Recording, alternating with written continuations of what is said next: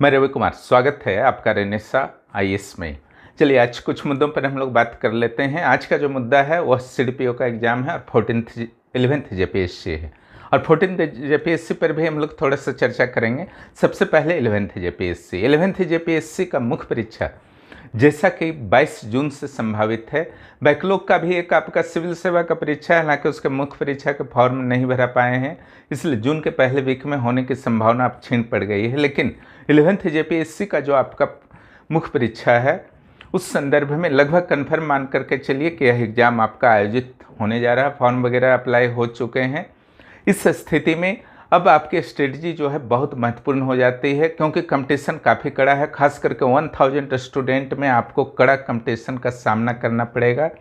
बाकी 4-5 हज़ार जो कैंडिडेट्स हैं उनकी स्थिति तो थोड़ी सी प्रॉब्लम में है, क्योंकि बहुत कम समय मिला है तो तैयारी एवरेज ही हो पाया है। लेकिन 1000 के आसपास कैंडिडेट हैं जिनका तैयारी ठीक ठाक है, जिसमें से असली मुकाबला होगा 342 सीटों के लिए। और निश्चित रूप से आपकी writing skill, presentation, time management, यह निर्भर करेगा कि आप फाइनल लिस्ट में नाम ला पाते हैं या नहीं। लेकिन फिलहाल जो आपका पहला टारगेट होना चाहिए कि इंटरव्यू एनी हाउ कॉल कराना। इंटरव्यू में आपको पता है कि 1000 के आसपास कैंडिडेट्स का कॉल होगा और इंटरव्यू उन्हीं का कॉल होगा जिनका राइटिंग स्किल बहुत बेहतर होगा। जैसा कि आपको पता है रेनेसा आईएएस में 7वां जेपीएससी में भी मेगा मॉक टेस्ट का आयोजन हुआ था। उसी तर्ज पर इस बार भी मेगा मॉक टेस्ट का आयोजन होने जा रहा है। इसमें चारों जीएस पेपर के 2-2 टेस्ट लेने के प्रयास किए जा रहे हैं, ताकि आप पूरी तरीके से परफेक्ट होकर एग्ज़ाम हॉल में जाएं। ऐसे तो वहाँ टेस्ट कभी रुकता ही नहीं है और 2 साल लगातार टेस्ट चला है और अभी भी सेक्शन वाइज टेस्ट हर दिन चल रहे हैं। लेकिन ये मेगा मॉक टेस्ट जो होगा वो पूरी तरीके से जेपीएससी के प्रणाली पर आधारित होगा। जिस तरीके से वह क्वेश्चन देता है उस तरीके से होगा। जो एग्ज़ाम हॉल में किस तरीके से आपको लिखना है उसका एक अनुभव हो जाएगा। टाइम मैनेजमेंट किस तरीके से करना है, राइटिंग स्किल किस तरीके से करना है, आपके कितने मार्क्स आ रहे हैं, एक अंदाज आपको लग जाएगा। और अपनी संभावित स्थिति के बारे में आप जानकारी इस टेस्ट के माध्यम से लगा सकते हैं। इससे तो वहाँ पर सीट्स लगभग फुल हो चुका, लेकिन कुछ अभ्यर्थियों को मेगा मॉक टेस्ट में मैं अवसर जरूर प्रदान करूँगा। आप लोग जल्द से जल्द अपने स्थान को सुरक्षित कर सकते हैं। जेपीएससी का मुख्य परीक्षा हो या सीडीपीओ का मुख्य परीक्षा हो या कोई भी सिविल सेवा का मुख्य परीक्षा हो, राइटिंग स्किल बहुत मायने रखता है। राइटिंग स्किल में क्या होते हैं, जो आपका इंट्रोडक्शन होता है या कंक्लूजन होता है वो बेहतर होना चाहिए। इंट्रोडक्शन और कंक्लूजन एकदम एक ही चीज़ लिख दी है, कुछ भी लिख दिए, उससे आप 1-2 मार्क्स जो हैं आप हर आंसर में कम कर बैठेंगे। भले ही आपका मेन बॉडी पार्ट काफ़ी बेहतर है। मेन बॉडी पार्ट में प्रेजेंटेशन की बहुत बड़ी भूमिका होती है। प्रेजेंटेशन में विविधता होनी चाहिए, टू द पॉइंट आंसर होना चाहिए। प्रश्न में जो जो पूछा गया है, प्रश्न के सारे हेडिंग्स जो हैं आपके आंसर में दिखने चाहिए। उत्तर संतुलित होना चाहिए। क्लियर। एक तो आपका हुआ 3 आवर्स का आपका टाइम मैनेजमेंट कैसा है। 4 प्रश्न या 5 प्रश्न साइंस में, सभी में आपको लगभग समान टाइम देना है, चाहे पहला प्रश्न हो या अंतिम प्रश्न हो। लेकिन एक प्रश्न के अंदर भी आपका टाइम मैनेजमेंट बहुत बड़ा फैक्टर होता है। अब प्रश्न में 2-3 पार्ट हो सकते हैं। अब सारे पार्ट्स का उत्तर आपको लिखना है। ऐसा नहीं होना चाहिए कि कुछ पार्ट्स को आपने काफ़ी बड़ा कर दिया, बाकी पार्ट को छोटा कर दिया। उसको अनुभव से आपको पकड़ना है कि जो आपका 2-3 चीज़ पूछा गया है उसमें किसको कितना वेटेज देना है, किसको 50%, 40%, उसके अनुसार बैलेंस करके लिखना है। बहुत आप लिख देंगे तो बहुत मार्क्स आ जाता है, ऐसा कुछ नहीं है। बैलेंस्ड लिखे, टू द पॉइंट्स लिखे, और बहुत छोटा भी नहीं लिखना है, बहुत बड़ा भी नहीं लिखना है। इन चीज़ों को आप सीखते हैं निरंतर अभ्यास से, टेस्ट देकर आप सीखते हैं।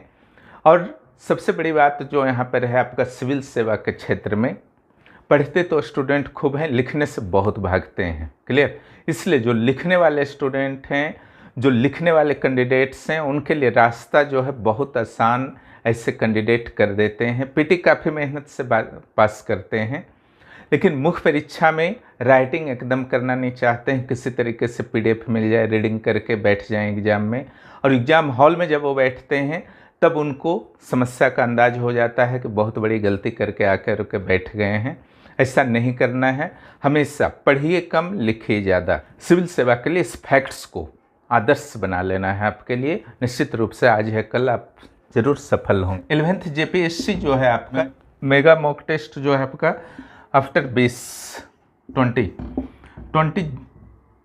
मई के बाद आपका शुरू होगा। ओके,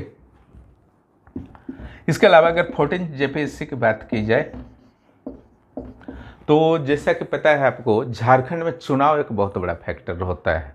फिर चुनाव आने वाला है। एक चुनाव तो हुआ जो बहुत सारा फायदा दे करके आपको चला गया CDP और JPSC के रूप में। खास करके जो लगातार लगे हुए थे कि कभी ना कभी तो एग्ज़ाम होगा ही, उनके लिए एक बहुत बड़ा प्लस पॉइंट हो गया। अब जो है अगला चुनाव फिर आने वाला है, फिर बहुत सारे संभावनाएं यह चुनाव क्रिएट करेगा। उन्हीं संभावनाओं में एक संभावना है 14th JPSC। हो सकता है कि सितंबर अक्टूबर में सरकार के द्वारा इसकी वैकेंसी भी जारी कर दी जाए, लेकिन इसके लिए ज़रूरी होगा कि प्रारंभिक और मुख्य परीक्षा के लिए आप पहले से रेडी रहें, अन्यथा वैकेंसी आएगी भी तो क्या होगा। इसलिए एक संभावना है, उस संभावना का यूज कीजिए। या आपको 14th JPSC जिनको भी देना है निश्चित रूप से इसकी तैयारी में लग जाइए।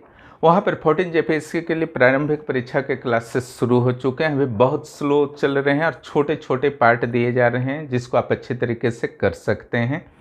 मुख्य परीक्षा का जहाँ तक बात है, वहाँ पर आप जुड़कर अपने नोट्स को प्रिपेयर कर सकते हैं। PDF से कभी मत पढ़िए, दूसरे के कॉपी से कभी मत पढ़िए, कोई भी लाभ नहीं होगा। क्लास बहुत जल्द शुरू होगा 14th JPSC मुख्य परीक्षा का भी। अब आते हैं CDPO जैसा कि आपको पता है कि अचानक के वैकेंसी आती है, और अचानक तो नहीं आए, पिछले साल भी जुलाई में आए थे, लेकिन इस बार जो आपका संशोधन के साथ आया है न्यूनतम उम्र सीमा, तो अचानक ही आया। और अचानक जो है आपका PT मेंस और इंटरव्यू का भी डेट्स दे दिया गया है। यह एग्ज़ाम जो है काफ़ी चुनौतीपूर्ण बन चुका है, क्योंकि अब सिर्फ प्रारंभिक परीक्षा का सोचेंगे आप कि तैयारी करके हम निकाल लें, तो ये होने वाला नहीं है। प्रारंभिक और मुख्य परीक्षा दोनों को साथ लेकर के चलना होगा, क्योंकि समय की कमी है। जहाँ तक हो सके थोड़ा बहुत आंसर राइटिंग का भी प्रैक्टिस शुरू कर देना है।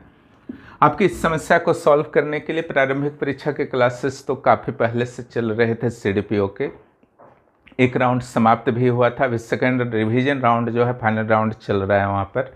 वहाँ पर भी जुड़ सकते हैं प्रारंभिक परीक्षा में रेनेसा IAS के साथ। अगर प्रारंभिक परीक्षा में आपको कॉन्फिडेंस है, मुख्य परीक्षा में ज़रूर जुड़िए। यहाँ पर GS1 GS2 के साथ LSW उपलब्ध है। यहाँ पर उचित रणनीति के साथ आपको स्टडी करवाई जाएगी। GS1 और GS2 ये बहुत ही व्यापक है, भले ही 100 मार्क्स का है, लेकिन इसका सिलेबस को अगर आप देखने को बैठेंगे ये बहुत ही व्यापक स्वरूप का है।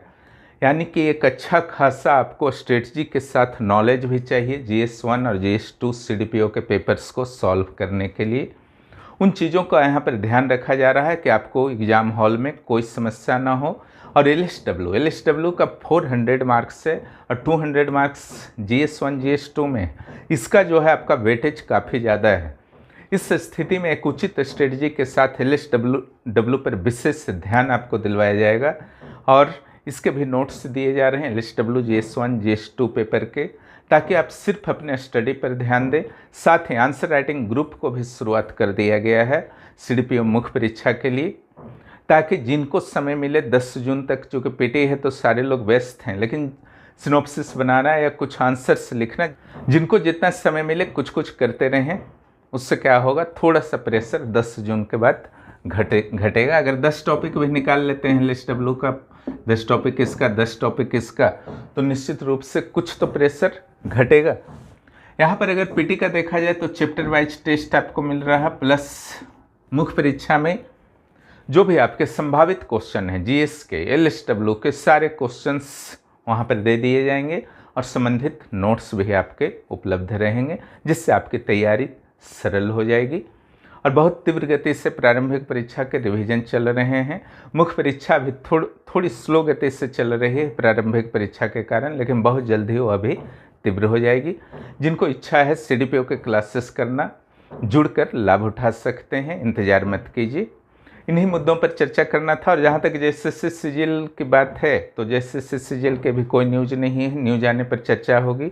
जेपीएससी बैकलॉग की जहाँ तक बात है, वो मुख्य परीक्षा आपका जून के फर्स्ट वीक से शुरू होने वाले थे, लेकिन फॉर्म ही नहीं भरे जा सके हैं क्योंकि न्यायालय में कुछ केस वेस चल रहे हैं। तो उसका जैसे ही न्यूज मिलता है उसको भी मैं बताने का प्रयास करूंगा। जिनका जो भी एग्ज़ाम है, चाहे सीजीएल है, बैकलॉग है, सीडीपीओ है, जेपीएससी मुख्य परीक्षा है, 14th जेपीएससी है, लगे रहिए, लगातार लगे रहिए। पास करना है तो रेस्ट लेने का समय नहीं है जब तक कि फाइनल लिस्ट में आपका नाम ना दिख जाए। रेस्ट लेंगे तो कोई और आपकी जगह वहाँ पर दिखेंगे, इसलिए रेस्ट मत लीजिए। जो भी एग्ज़ाम देना है, जो भी आपकी इच्छा है उसकी तैयारी कीजिए। गाइडेंस की प्रॉब्लम है, रेनेसा आईएएस से जुड़िए। सेल्फ स्टडी करना है, सेल्फ स्टडी कीजिए, लेकिन अपने स्टडी को कभी मत रोकिए। और 11th जेपीएससी के मेगा मॉक टेस्ट से जो जुड़ना चाहते हो, या सीडीपीओ मुख्य परीक्षा से जो जुड़ना चाहते हो, प्रारंभिक परीक्षा से, या 14th जेपीएससी के फाउंडेशन बैच से जुड़ना चाहते हो, 9661163344 पर मैसेज कर सकते हैं। वीडियो देखने के लिए बहुत बहुत धन्यवाद। जो भी इस चैनल पर नए हैं, चैनल को सब्सक्राइब कीजिए और दोस्तों को भी इस चैनल के बारे में ज़रूर बताइए, क्योंकि यहाँ परीक्षा उपयोगी सामग्रियाँ और सूचनाएँ सभी ऑथेंटिक वे में यहाँ पर मिला करते हैं। धन्यवाद।